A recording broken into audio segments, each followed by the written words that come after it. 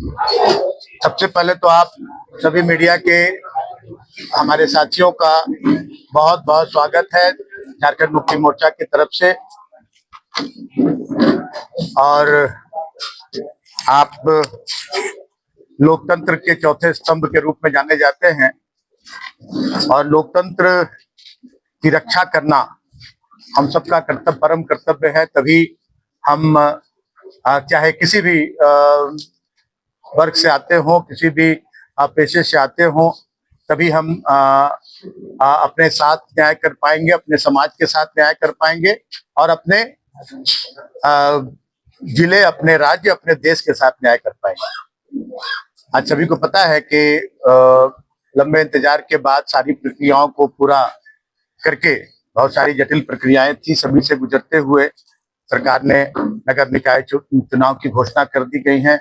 नामांकन से लेकर और चुनाव चिन्ह आवंटन से लेकर सारी प्रक्रियाएं पूरी होकर अब चुनाव प्रचार भी धीरे धीरे जोर पकड़ रहा है। और किसी भी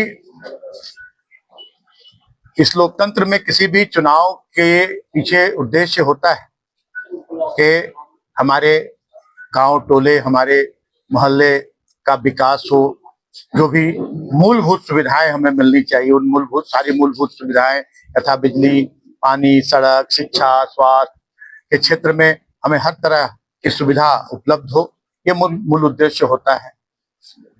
और आज ये चुनाव दलीय आधार पर तो नहीं हो रहे हैं, लेकिन पार्टी का समर्थन जो योग्य उम्मीदवार है, सभी दलों ने, चाहे राष्ट्रीय दल हो, क्षेत्रीय दल हो, सभी ने अपने अपने क्षेत्र में, अपने अपने नगर निकाय में उम्मीदवारों का समर्थन किया है।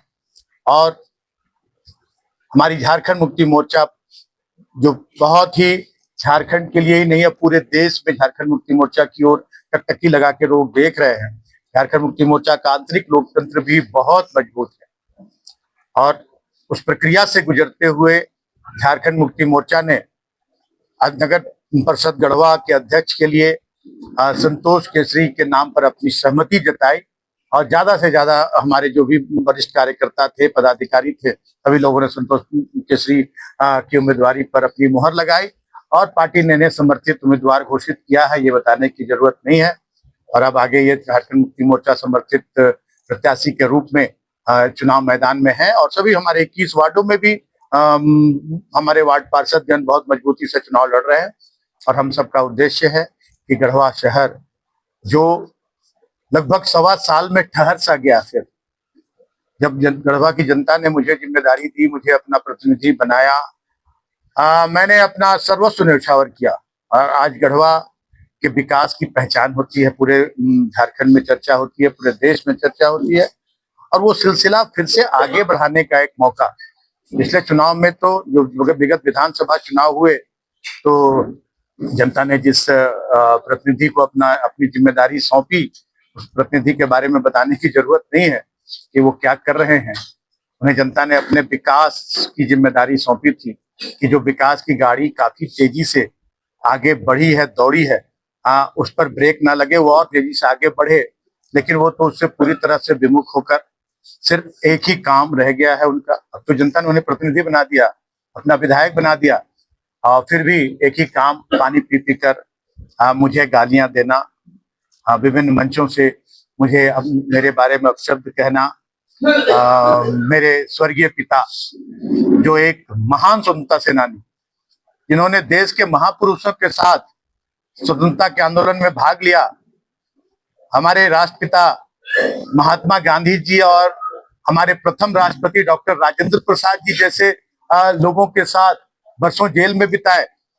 उन्हें स्वतंत्रता आंदोलन में 2 साल की सजा हुई, 50 रुपए का जुर्माना हुआ 1943 में।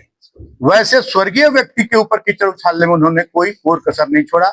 मैं पूछना चाहता हूँ, गढ़वा के हमारे जो मतदाता हैं, क्या इसीलिए उन्हें मतदान किया था कि मिथिलेश ठाकुर को गालियां दो, मिथिलेश ठाकुर के स्वर्गीय पिता को गालियां दो? अरे एक बार जितनी गालियां देना है, एक बार बुला लो मुझे सामने, जितने गालियां देना है दो। पर जनता ने जो जिम्मेदारी सौंपी है, उस जिम्मेदारी पर आप क्या कर रहे हैं, आपने 1.25 साल में क्या किया, ये जनता को पूछना चाहिए और उन्हें जनता को बताना चाहिए। और फिर मुंह उठाकर आ गए हैं, फिर दिग्भ्रमित करने में लगे हुए हैं जनता को। लेकिन जनता अब, जो कहा जाता है कहावत कि दूध का जला छाछ भी फूंक कर पीता है, अब जनता इनके झांसे में नहीं आने वाली है। इनका जो मकसद रहता है, कहीं पे निगाहें कहीं पे निशाना, ये जनता के तो कहीं से नहीं है, ये अपने दल के भी नहीं है। आप ये बात मैं साबित भी कर दूंगा, ये अपने दल के लिए भी नहीं है। ये अपने दल के नेताओं को, कार्यकर्ताओं को आगे बढ़ते नहीं देखना चाहते हैं। इनका उद्देश्य कहीं से भी नहीं है कि भारतीय जनता पार्टी के उम्मीदवार जीते, सिर्फ आंख में धूल झोंकने का काम कर रहे हैं, फिर से जाति धर्म में बांटने का काम कर रहे हैं। लेकिन इनके मकसद में जनता इन्हें कामयाब नहीं होने देगी। और मैं तो ये कहना चाहता हूं कि जहां भी ये जाए, या जनता से के बीच तो जाते नहीं है, आते हैं तो सिर्फ मतलब से आते हैं। जहां इनका मतलब मकसद पूरा हो जाता है, उसके बाद फिर ये गायब हो जाते हैं। आज आप लोगों को याद होगा कि बहुत जगहों पर इनके जो कहे जाए तो एक संज्ञा भी देने में थोड़ा सोचना पड़ता है कि इनके जो वैसे लोग हैं जो इनके लिए वसूली का एक गैंग बनाए हुए हैं, इनके माध्यम से वसूली होती है। आप देखेंगे कि जहां तहां निर्माण कार्यों को बाधित किया जाता है और कुछ दिनों के बाद फिर मामला शांत हो जाता है। अभी इनके ही फरटिया से देख लीजिए आप, जो हमारे नवोदय विद्यालय तक जब सड़क बन रही थी, उस सड़क में कितना बाधा डाला गया उस सड़क को बनने में, और अभी सब कुछ शांति है, कोई तरह की बाधा नहीं, सड़क बन रही है, कहीं कहीं अर्धनिर्मित है। और मैं गया जब क्षेत्र में, और उन्हें जहां एकदम थोक भाव में जो वोट मिले थे पूर्व मध्य पंचायत में, वहां के लोगों से जब बात हुई कि मुआवजा के बारे में, कि मुआवजा, बोले 1 पैसा मुआवजा नहीं मिला है, 1 रुपया मुआवजा नहीं मिला है। लेकिन अब वो सड़क पर नहीं उतर रहे हैं, मुआवजे की बात नहीं कर रहे। क्यों नहीं कर रहे? कि उनका मुआवजा मिल गया उनको, उसके बाद शांत हो गए। अभी देख रहे, जिस दिन पूरा देश, पूरा गढ़वा, पूरा झारखंड गणतंत्र दिवस मना रहा था, उस दिन वो जाकर नगर परिषद कार्यालय का जो निर्माण का स्थान है, वहां मछली और पानी ढूंढ रहे थे। अब उस तालाब में मछली भी आ गई और पानी भी आ गया, क्योंकि उनका तालाब भर गया। अब उससे मतलब नहीं है उन्हें। वो कहते हैं कि पार्क बना लिया अपने घर के सामने। मिथिलेश ठाकुर दिन रात पार्क में सोए रहते हैं, इसलिए पार्क बनाए थे अपने सामने। अब ये भी कर सकते हैं कि कलेक्टेरिएट बनाया तो जाके डीसी एसपी के चेंबर में भी मिथिलेश ठाकुर ही बैठे रहते हैं, डीसी के स्थान पर, एसपी के स्थान पर। लोगों की सुविधाएं, लोगों को जो सुविधाएं मिल रही है वो मिथिलेश ठाकुर को ही मिल रहा है। बस स्टैंड में भी दिन रात मिथिलेश ठाकुर ही रहते हैं, टाउन हॉल में भी दिन रात मिथिलेश ठाकुर ही रहते हैं, स्टेडियम में भी मिथिलेश ठाकुर ही जाकर फुटबॉल खेलते हैं। जितने भी विकास कार्य हुए मिथिलेश ठाकुर ने अपने लिए किया था, जनता के लिए नहीं किया था। तो चलिए, मिथिलेश ठाकुर ने अपने लिए किया, तो आपने अपने लिए क्या किया ये बताइए, और इस शहर को क्या दिया 1.25 साल में ये बताइए कि मुंह उठाकर आप वोट मांग रहे हैं अपने प्रत्याशी के पक्ष में। और वो भी आपका मकसद आपके प्रत्याशी को जिताना नहीं है आपका, क्योंकि आप नहीं चाहते हैं, वैसे जो व्यक्ति हैं वो नहीं चाहते हैं कि कोई भी भारतीय जनता पार्टी का नेता कार्यकर्ता आगे बढ़े। ये सच्चाई है। आज जनप्रतिनिधि हैं, डंडा प्रखंड को विलुप्त करने का, डंडा प्रखंड को विलोपित करने का एक पत्र चला गया माननीय उपायुक्त महोदय के तरफ से राज्य सरकार को। एक बार उन्होंने आवाज नहीं उठाई। आज इतना बड़ा महिला कॉलेज बन के तैयार है यहाँ की बेटियों के लिए, यहाँ की हमारी जो बच्चियां हैं उनके लिए, एक बार भी महिला कॉलेज शुरू करने पर आवाज नहीं उठाई। हाँ, जहां निर्माण कार्य चल रहे हैं वहां जाकर धमक जाना, जहां उनके यहाँ वसूली के जो सरगना है रिंकू तिवारी जी, जिनको हर जगह देखा जा सकता है विधायक की जगह एक शैडो विधायक, और वो वसूली गैंग चला रहे हैं यहाँ। उनके माध्यम से वसूली कर रांची पहुंचाया जाता है, दिल्ली पहुंचाया जाता है। यहाँ के लोगों से कोई लेना देना नहीं है। शहर के लोग अपने समस्याओं को लेकर अपने हालात पर रो रहे हैं, कोई लेना देना नहीं है। आज झारखंड मुक्ति मोर्चा जो पूरी तरह से जिसकी उत्पत्ति हुई यहाँ के लोगों को हक अधिकार दिलाने के लिए, यहाँ के शोषितों, यहाँ के वंचितों, यहाँ के जो हमारे गरीब तबके के लोग हैं, यहाँ के जो अकलियत के लोग हैं, यहाँ के अल्पसंख्यक हैं, सभी को समान रूप से देखते हुए और उन्हें एक अधिकार दिलाने के लिए यहाँ झारखंड मुक्ति मोर्चा दृढ़ संकल्पित है।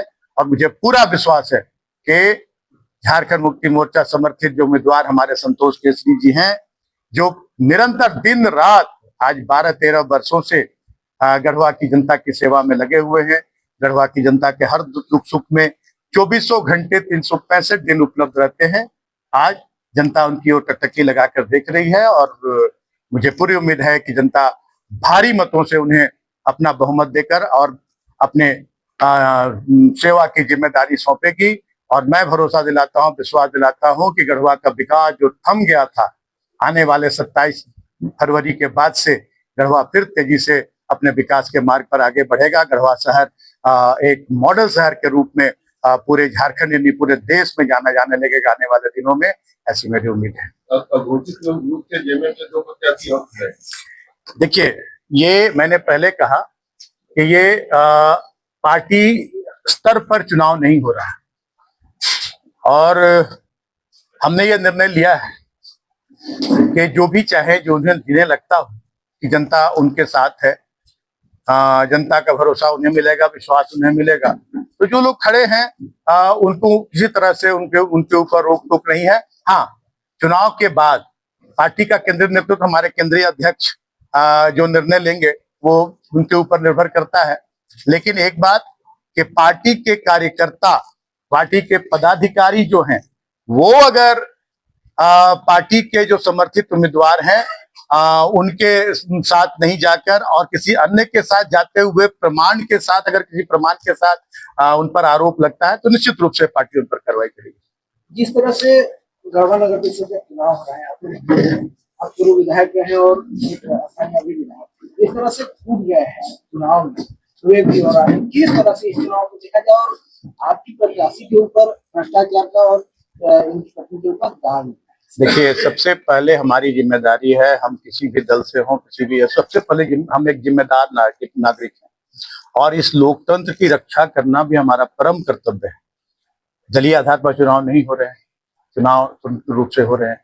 सभी प्रत्याशियों को किसी न किसी दल का समर्थन प्राप्त है और हमारा समर्थन हम संतोष केसरी जी पर हमारे कार्यकर्ताओं ने, हमारे पदाधिकारियों ने अब जताया है। आप देख रहे हैं, यहाँ महिला से लेकर पुरुष से लेकर, हमारे नौजवानों से लेकर, हमारे बुद्धिजीवी वर्ग से लेकर, जितने भी सारे प्रकोष्ठ के लोग, महिला मोर्चा हो, हमारे व्यवसायी मोर्चा हो, बुद्धिजीवी मोर्चा हो, छात्र मोर्चा हो, किसान मोर्चा, सभी हमारे वर्ग संगठनों का मुख्य, जो हमारी झारखंड मुक्ति मोर्चा की मुख्य इकाई है, सभी का समर्थन पूरी तरह से प्राप्त है।